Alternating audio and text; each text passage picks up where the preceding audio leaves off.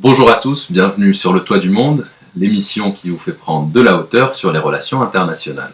On se retrouve aujourd'hui pour un troisième épisode, et c'est déjà mon épisode préféré, intitulé « Le néo-ottomanisme, un trompe-l'œil géopolitique ». Vous l'aurez compris, on va donc parler de la Turquie actuelle et de l'Empire ottoman, de sa chute et de la transition avec la nouvelle République turque depuis le début du XXe siècle. Pour en savoir plus sur ce sujet, nous avons pu nous entretenir avec Didier Billon, spécialiste de la Turquie, qui va nous permettre d'analyser la politique internationale du président Recep Tayyip Erdogan aujourd'hui.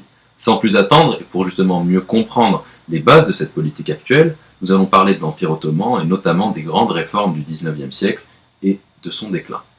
C'est parti. L'histoire de l'Empire ottoman commence au XIIIe siècle. À ce moment-là, une tribu turque nomade commence à prendre de plus en plus d'importance, conquiert plusieurs territoires en Anatolie, et finit par constituer une force politique nouvelle dans la région. Elle atteindra son apogée au XVIe siècle, notamment avec Soliman le Magnifique, et c'est aussi là que commencera son déclin. La force de cet empire, c'est le fait qu'elle mêle plusieurs nationalités, plusieurs populations qui vont coexister. Celles qui ne sont pas musulmanes doivent juste payer un impôt, ce qui est une grande nouveauté en fait par rapport au continent européen, d'où certaines minorités sont exclues, parfois violemment à cette époque. Néanmoins, cette caractéristique va finir par gréver l'empire qui ne saura pas se réformer jusqu'au XIXe siècle, où un certain nombre de populations va commencer à ne plus tolérer le fait d'être surtaxé fiscalement, et va commencer à se mêler à des ambitions nationalistes qui vont rendre la tâche beaucoup plus difficile pour la gouvernance de cet immense territoire. Entre-temps, les puissances européennes et occidentales ont su rattraper leur retard technologique et militaire sur l'Empire ottoman, ont su gagner des batailles importantes qui vont gréver réellement la dynamique de l'Empire, et celui-ci va alors devoir se remettre en question. Au début du XIXe siècle, la situation est critique pour l'Empire ottoman. C'est dans une dynamique de réforme que se lance alors Abdülmecid Ier, qui a seulement 16 ans lorsqu'il accède au poste de sultan, et qui décide de faire une réforme révolutionnaire, car elle va permettre à tous les habitants de l'Empire ottoman d'être des citoyens égaux. Fini la discrimination confessionnelle, désormais il y a la volonté de créer une véritable nation ottomane. Le but est de s'inspirer de ce qui marche chez les Occidentaux, et de coupler la citoyenneté à la dynamique politique et économique que tente d'impulser le sultan. Néanmoins, la défaite majeure face à la Russie à la fin des années 1870 pousse Abdülhamid II, qui a institué la Constitution de 1876, à l'abolir et à instaurer un État despotique qui durera 30 ans jusqu'à la fin de la Première Guerre mondiale. On assiste alors à l'émergence d'un nouveau mouvement, dit des jeunes Turcs. Les jeunes Turcs s'opposent en fait au sultan et dénoncent sa politique, la manière dont il gère l'Empire, et pensent que de toute façon ça ne va pas enrayer le déclin de la nation ottomane. À la fin de la Première Guerre mondiale, le traité de Sèvres acte ce qui est considéré comme une humiliation par les habitants de l'ancien Empire ottoman. De nombreux territoires sont perdus par l'Empire. C'est ainsi qu'un mouvement de résistance est lancé par Mustafa Kemal notamment, qui ne souhaite pas se plier aux conditions qui sont imposées par ce traité, et il va réussir à remporter contre toute attente cette guerre d'indépendance qui permet à la nouvelle République turque de se contrôler désormais sur l'Anatolie. Mustafa Kemal va donc fonder une nouvelle république turque qu'il veut moderne. Il s'inspire en effet des modèles européens. Par exemple, il va imposer un nouvel alphabet latin, va aussi mettre en place un système laïque où les églises et l'État sont séparés, ce qui change radicalement la donne par rapport à l'organisation de l'Empire ottoman. Et plus globalement, il va fonder son pouvoir, sa légitimité sur un certain culte de la personnalité. En effet, il considère qu'il faut un État fort pour pouvoir lancer cette nouvelle république, et c'est sur ces bases que va donc se fonder la Turquie moderne. Par la suite, on connaîtra pendant plusieurs décennies un régime démocratique où l'armée connaît néanmoins une place assez importante. La Turquie va connaître notamment 4 coups d'État au cours du XXe siècle, et cette longue tradition va être réitérée au XXIe siècle avec une 5e tentative, cette fois, de coup d'État, dont va vous parler Clara par la suite. Cette république parlementaire va perdurer jusqu'au XXIe siècle, où cette fois un nouvel homme fort va émerger à partir des années 2000, qui répond au nom de Recep Tayyip Erdogan. Clara, c'est à toi. La Turquie, en 2020, c'est d'abord un État-nation vieux de presque 100 ans, fondé sur les ruines de l'Empire ottoman en Anatolie. Quand on parle de la Turquie au XXIe siècle, il faut d'abord parler d'Erdogan, président depuis 2014, mais au pouvoir depuis presque 18 ans maintenant. Pour comprendre les changements que sa politique a induits en Turquie, il faut d'abord revenir sur le parcours politique de l'homme, et c'est ce que nous allons faire tout de suite. Recep Tayyip Erdogan est né le 26 février 1954 à Istanbul. Il est issu d'une famille modeste et fera ses études secondaires dans une école d'imam Hatip. Ces écoles avaient été fondées par Mustafa Kemal Atatürk pour remplacer les madrasas de l'Empire ottoman où se transmettait le savoir religieux traditionnel. Erdogan s'est illustré dans de nombreux domaines dans sa jeunesse. Vendeur, imam, footballeur semi-professionnel, militant, acteur, c'est un tribun, un orateur né, et c'est tout naturellement qu'il prend le chemin de la politique. En 1994, il remporte la mairie d'Istanbul à l'âge de 40 ans. Il devient un maire aussi efficace que populaire dans la plus grande ville du pays, peuplée de 15 millions d'habitants. Cependant, en 1998, il est arrêté puis jeté en prison pour 4 mois pour incitation à la haine raciale et religieuse. Mais rien n'arrête Erdogan. En 2001, il fonde son parti pour la justice et le progrès, l'AKP, qui remportera les législatives de 2002. Ainsi, en 2003, Erdogan devient Premier ministre et son parti et lui sont élus sur une promesse simple, lutter contre la pauvreté, la corruption et les interdictions. Vous l'aurez compris, l'ascension sociale d'Erdogan contribue à sa popularité, en ce qu'il peut apparaître comme une source d'inspiration pour de nombreux Turcs qui peuvent se reconnaître en ses origines modestes. À partir d'aujourd'hui en Turquie, rien ne sera plus comme avant. Alors cette phrase peut paraître un peu exagérée comme ça, mais l'arrivée d'Erdogan au pouvoir et de son parti marque une véritable rupture dans la vie politique turque. Déjà parce que l'AKP a remporté les 12 dernières élections ayant eu lieu en Turquie depuis 2002, mais aussi parce que ce parti a profondément renouvelé le personnel politique du Parlement. Pour résumer les transformations de la politique intérieure et extérieure de la Turquie depuis les années 2000, on peut identifier 2 grandes périodes au sein de laquelle Erdogan est au pouvoir. La première est celle de l'ouverture. Tout d'abord, il initie l'ouverture des marchés aux capitaux et lance sa politique de grands travaux. De même, il signe l'entrée des négociations pour adhérer à l'Union européenne en 2004, dont la candidature turque avait déjà été posée depuis 1987. Pour faciliter cette potentielle adhésion, Erdogan met en œuvre les réformes démocratiques nécessaires et prône un retour de la laïcité au sens de liberté de culte, ce qui permet de réintégrer une frange de la population musulmane et conservatrice qui était très mal perçue par les élites urbaines et laïques avant les années 2000.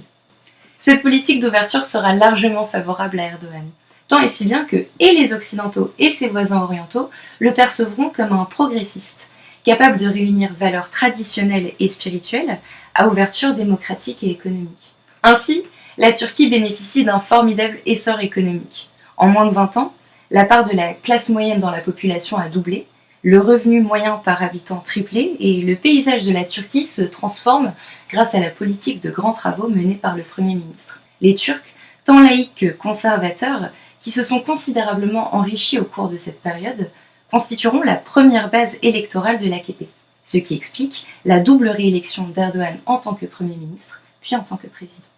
Cependant, en parallèle à ces réformes démocratiques, s'amorce la politique répressive d'Erdogan. En 2007, quand éclate l'affaire Ergenekon, c'est un État dans l'État qui est accusé de comploter contre l'AKP. De 2007 à 2009, des centaines de hauts gradés et de hauts fonctionnaires seront arrêtés, et c'est ainsi que commencent les vagues d'arrestations successives au sein de l'armée. Quand débute la révolution des pays arabes en 2011-2012, la Turquie reste stable et ne s'immisce guère dans les affaires de ses voisins. C'est 2013 qui marquera la seconde période au pouvoir d'Erdogan, celle d'un certain raidissement ou d'un retour à la verticalité. Quand débutent les manifestations du parc Taksim Gezi en mai, Erdogan se fait d'abord moralisateur auprès de son peuple avant de faire durement réprimer les manifestations par la police. En 2016, une partie des militaires organise un coup d'État dans la nuit du 15 au 16 juillet. Les ponts du Bosphore, l'entrée des aéroports sont occupés par les militaires putschistes et les chars circulent librement parmi les véhicules sur les grands axes. Les militaires font lire un communiqué à la presse, à la télévision, assurant qu'ils agissent là pour la sauvegarde de l'état de droit. Erdogan répliquera de la même manière en demandant en direct à ses partisans de occuper la rue en signe de protestation. Les militaires et les partisans d'Erdogan s'affronteront violemment durant la nuit et au petit matin, le gouvernement demande le bombardement des chars des putschistes. La nuit fera près de 200 morts côté civil ou militaire et le lendemain, c'est 3000 militaires qui seront arrêtés. En 2017, Erdogan fait passer au référendum une énième réforme constitutionnelle qui vise à abolir la république parlementaire fondée par Mustafa Kemal Atatürk au profit d'un gouvernement dit présidentiel. Ainsi, Erdogan devient le président de son parti, le président de la Turquie, mais aussi le chef du gouvernement puisque le poste de Premier ministre est supprimé. Alors, Peut-on pour autant parler de la Turquie comme d'une dictature? Non. S'il est vrai que la gouvernance d'Erdogan s'est illustrée par ses dérives autoritaires, il n'en reste pas moins que la Turquie conserve un système d'élection plus ou moins respecté. La preuve en est, en 2019, et pour la première fois depuis 2002, l'AKP perd les élections municipales dans les deux plus grandes villes du pays, Istanbul et Ankara. La pérennité de ce nouveau régime présidentiel dépend autant d'Erdogan, 66 ans, qui jouera sa réélection en 2023, que des jeunes générations, amenées à prendre tôt ou tard le pouvoir en Turquie.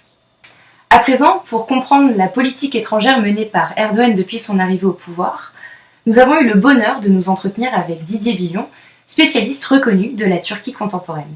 Didier Billon, c'est à vous.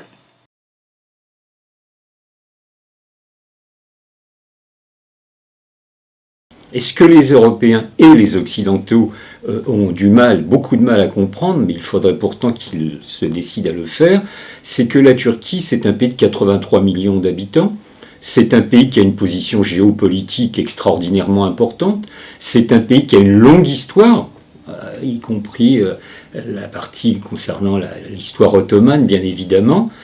C'est un pays qui désormais veut faire valoir ses intérêts nationaux. C'est un pays qui regarde désormais, c'est l'expression que j'utilise souvent, regarde à 360 degrés. Et elle prend des initiatives.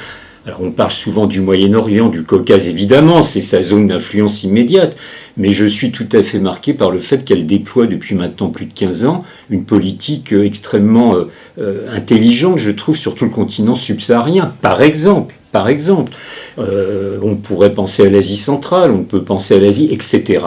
Donc déjà, la Turquie ne se réduit pas au Moyen-Orient ou au Caucase. C'est désormais une volonté, il parviendra-t-il ou pas, je ne le sais pas, mais une volonté de se déployer à 360 degrés.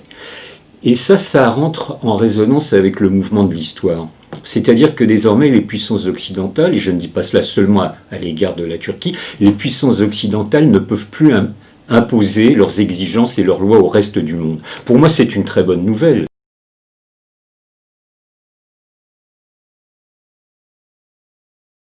Aujourd'hui, la question qui se pose, si certains se sentent intelligents d'utiliser cette expression, c'est est-ce que la République de Turquie, fondée en 1923, a une politique impériale?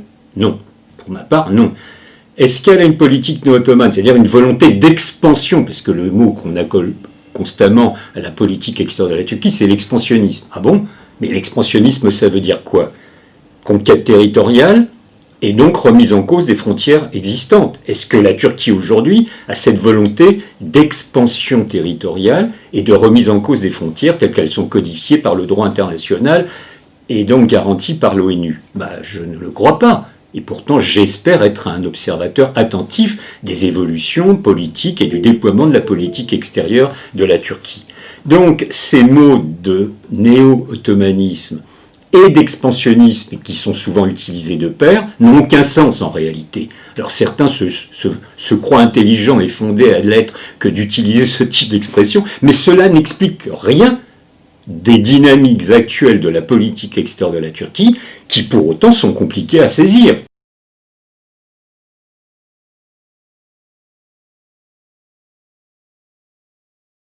La politique de la Turquie, c'est la volonté de satisfaire aux besoins du développement de son économie et de la consommation de sa population. Et pour ce faire, il lui faut multiplier les partenariats, les accords économiques avec une série de partenaires. D'ailleurs, je constate que les Turcs, de façon plus ou moins intelligente, diversifient leurs partenariats pour ne pas mettre, pardonnez-moi l'expression, tous leurs œufs dans le même panier.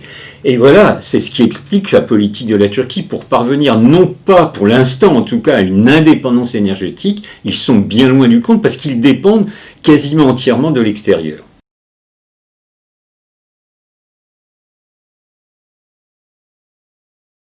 Pour ce qui concerne la politique de défense, j'entends souvent des critiques, notamment dans le milieu de l'armement en France, des critiques à l'égard de la Turquie. Oui, la belle affaire, c'est que les Turcs ont décidé de devenir de plus en plus autonomes quant à leur stratégie de développement de leur industrie d'armement, de façon là aussi à faire valoir leur souveraineté. Mais comment nous, Français, qui, grâce à De Gaulle, il y a déjà bien longtemps, avons acquis notre indépendance en termes stratégiques et de défense du pays par la capacité de notre industrie d'armement, comment nous pourrions-nous critiquer la Turquie qui veut en faire autant? Alors certes, je comprends que c'est autant de parts de marché qui sont perdues par les industriels de l'armement français, mais c'est ainsi, la roue tourne, et que la Turquie se dote d'une industrie nationale d'armement me paraît correspondre à cette volonté de s'affirmer sur la scène internationale.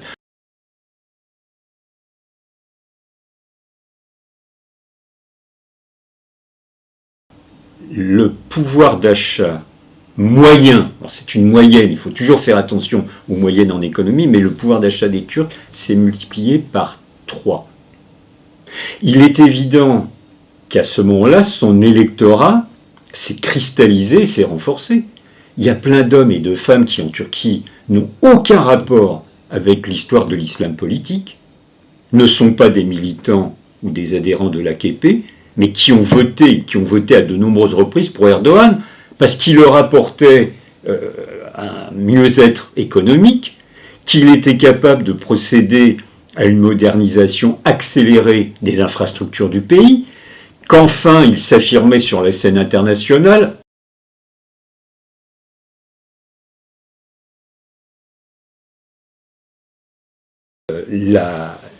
Sa base électorale à l'AKP va se réduire, et donc les choses vont devenir plus compliquées.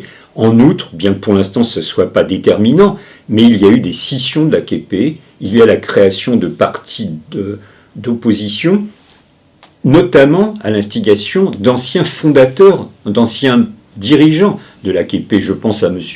Babacan, Ali Babacan, qui a été ministre des Finances pendant très longtemps pour M. Erdogan, et il a décidé de créer son parti. Je pense à l'ancien ministre des Affaires étrangères, M. Davutoglu, vous savez, celui qui avait dit zéro problème avec nos voisins, qui lui aussi a fondé son propre parti. Alors, je pense que pour l'instant, ces deux partis sont encore infiniment minoritaires. Celui de Babacan, peut-être a-t-il un créneau pour percer sur la scène politique, celui de Davutoglu, j'en doute beaucoup. Mais en tout cas, oui, l'AKP et ses dirigeants ont quelques soucis à se faire pour les prochaines échéances électorales. Celles-ci ont lieu en 2023, c'est pas tout à fait pour demain, mais cela explique aussi la forte polarisation sociale et politique qui existe en Turquie, parce que M. Erdogan, et ça c'est un défaut qu'il a, il clive sa société plutôt que de l'unifier. Il la clive, il exacerbe les différences qui existent, et elles sont nombreuses, entre laïcs et croyants, entre turcs et kurdes, entre sunnites et alévis, etc. Et je pense que c'est de mauvaises méthodes pour un chef d'État, quel qu'il soit, que d'exacerber les polarisations qui existent dans tel ou tel pays. Là, c'est un défaut qui risque de lui coûter cher et de se retourner en son contraire, éventuellement. Mais enfin, Erdogan, comme je le disais, a encore une base sociale assez importante, même si les derniers sondages d'opinion, et prenons-les comme toujours avec précaution, donnaient 37-38% d'intention de vote. Donc ça descend quand même, mais c'est encore 37-38. Donc là, la balle est dans le camp de l'opposition. Des oppositions sauront-elles s'unir, pardonnez-moi, pour faire un programme alternatif à celui d'Erdogan? Inch'Allah.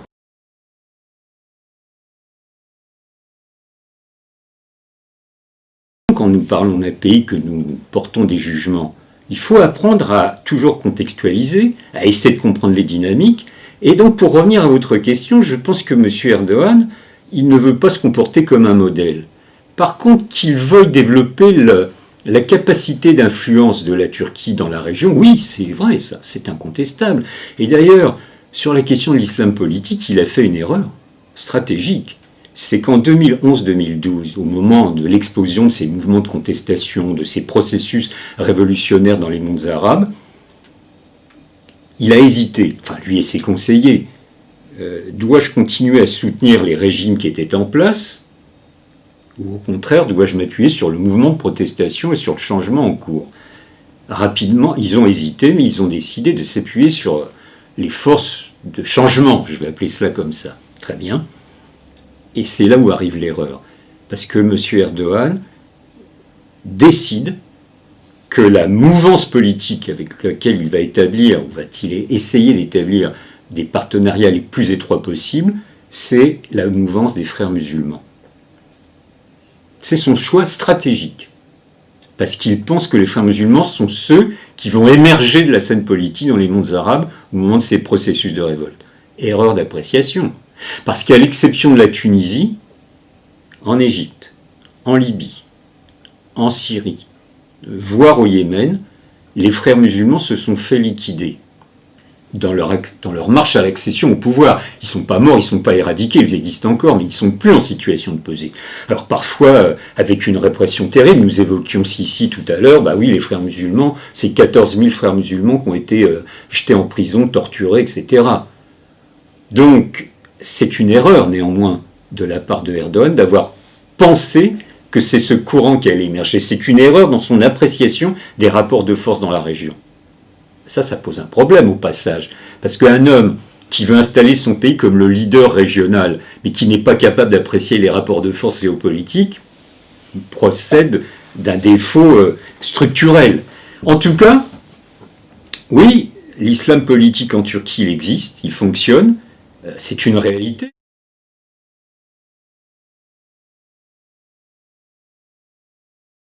Dans l'histoire des relations internationales, les États n'ont pas d'amis. Les États n'ont que des intérêts.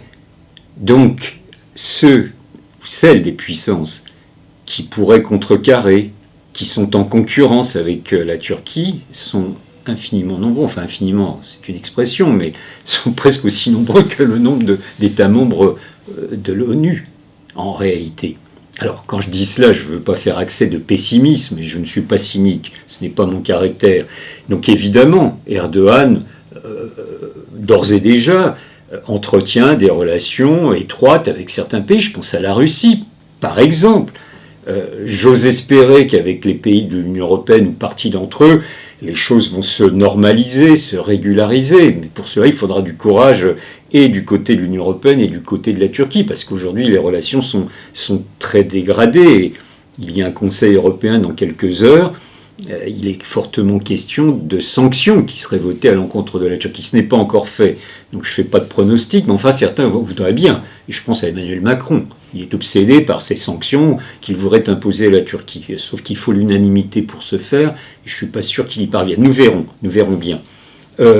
Donc, je ne peux pas répondre à votre question en disant il y a tel et tel pays qui peuvent contrecarrer les ambitions de la Turquie. Aujourd'hui, oui, je peux vous en citer. La France, par exemple, qui connaît véritablement une dégradation dans ses relations avec la Turquie, ce que je regrette. Ni nous, Français, ni la Turquie n'avons à y gagner. Je pense qu'au contraire, on ferait mieux de se calmer un petit peu et puis de relancer, de refonder une relation digne de ce nom et constructive.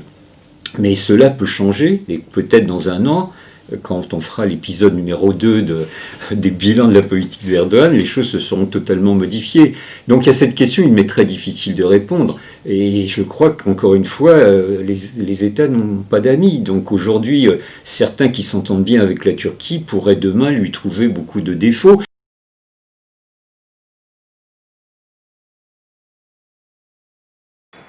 Vous l'aurez compris, parler de néo-ottomanisme, c'est en fait tomber dans une certaine facilité qu'on a en relations internationales lorsqu'on veut analyser une géopolitique. Vous l'aurez compris, parler de néo-ottomanisme, c'est tomber en fait dans une grille de lecture un peu trop facile. La Turquie actuelle n'a pas de volonté d'expansion, ne veut pas devenir un empire, mais elle mobilise seulement un imaginaire collectif et historique que le président Erdogan trouve utile pour donner une dynamique à ses velléités internationales. Mais bon, tous les avis se valent. Donc, si vous pensez qu'Erdogan veut devenir un nouveau sultan, dites-le nous dans les commentaires, on sera très heureux de répondre à toutes vos questions et de rentrer dans les débats les plus incisifs possibles. Rendez-vous en 2021 pour de nouveaux épisodes, et à bientôt sur le toit du monde.